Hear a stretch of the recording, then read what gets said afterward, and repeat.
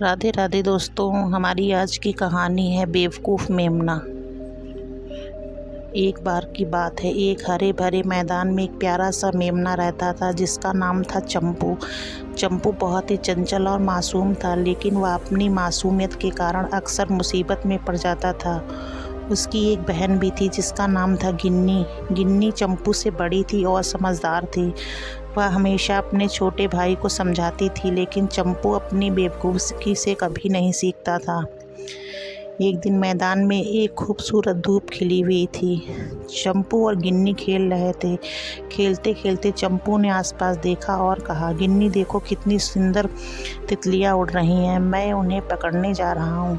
गिन्नी ने उसे रोकते हुए कहा, चंपू तितलियों को पकड़ना ठीक नहीं है, हमें अपनी मासूमियत को बचाना चाहिए। लेकिन चंपू ने उसकी बात नहीं मानी और तितलियों का पीछा करने लगा।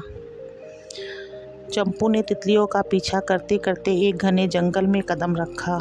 वहाँ उसने एक बहुत सुंदर तितली देखी और उसकी ओर दौड़ पड़ा। तितली उसकी नज़रों से ओझल हो गई और चंपू ने उसके पीछे भागना जारी रखा।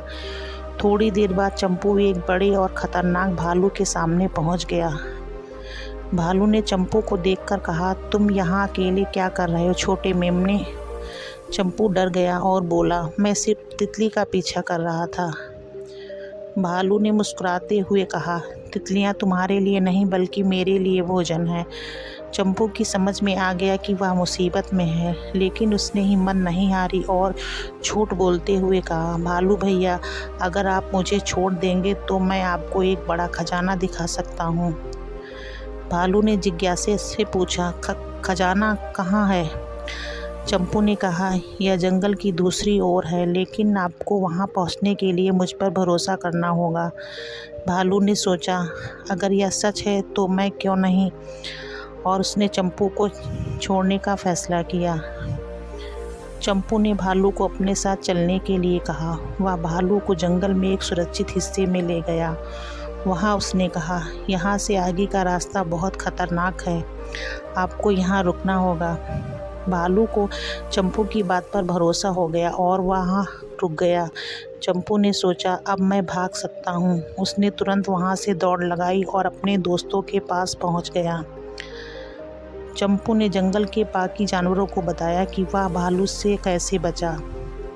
सभी जानवर उसकी बहादुरी की तारीफ करने लगे, लेकिन गिन्नी ने उसे समझाते हुए कहा, चंपू, तुम हमेशा एक बेवकूफ़ी क्यों करते हो?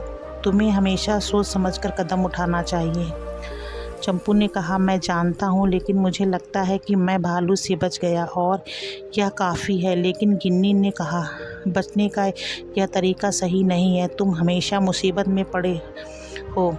एक दिन बाद चंपू ने एक बार फिर अपने दोस्तों के साथ खेलने का मन बनाया, लेकिन इस बार उसे एक नई मुसीबत का सामना करना पड़ा। उसने सुना कि जंगल में एक चालाक लोमड़ी आई है जो छोटे जानवरों को बहलाकर पकड़ लेती है।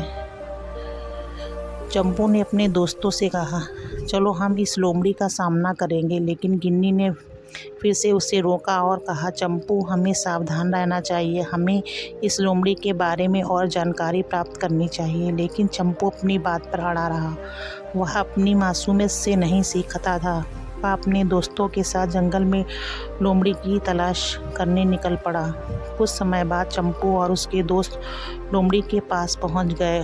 लोमड़ी ने उन्हें देखकर कहा, अरे छोटे जानवर, तुम तो बहुत प्यारे हो, मैं तुम्हें एक मज़ेदार खेल में भाग लेने के लिए बुला रही हूँ। चंपू ने कहा, हमें खेल में भाग लेना चाहिए। गिन्नी ने उसे फिर रोका, चंपू, यह लोमड़ी चालाक है, हमें सावधान रहना चाहिए। लेकिन चंपू ने गिन्नी की बात नहीं सुनी और खेल में भाग ले लिया। जैसे ही खेल शुरू हुआ, लोमड़ी ने उसे अपने जाल में फंसा लिया।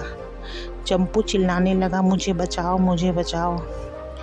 गिन्नी ने तुरंत दोस्तों के साथ मिलकर चंपू को बचाने का प्रयास किया। उन्होंने मिलकर लोमड़ी का सामना किया और चंपू को मुक्त किया। लोमड़ी हार मानकर भाग गई।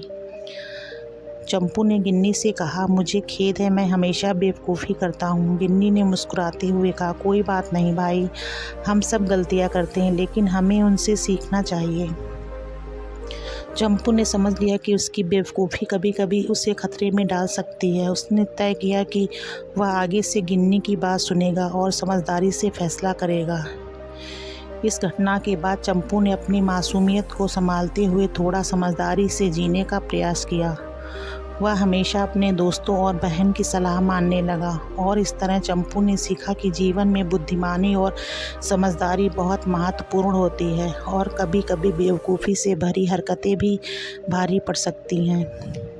इस तरह चंपू ने न केवल अपने अनुभवों से सीखा कि बल्कि अपने दोस्तों और परिवार की मदद से हमेशा सही रास्ता चुनने का संकल्प लिया। अब वह न केवल एक प्यारा मेमना था बल्कि एक समझदार मेमना भी बन गया। हमें इस कहानी से यह शिक्षा मिलती है, कभी भी बिना सोचे समझे कोई कदम नहीं उठाना चाहिए। समझदारी और सावधानी से ही हम मुसीबतों का सामना कर सकते हैं।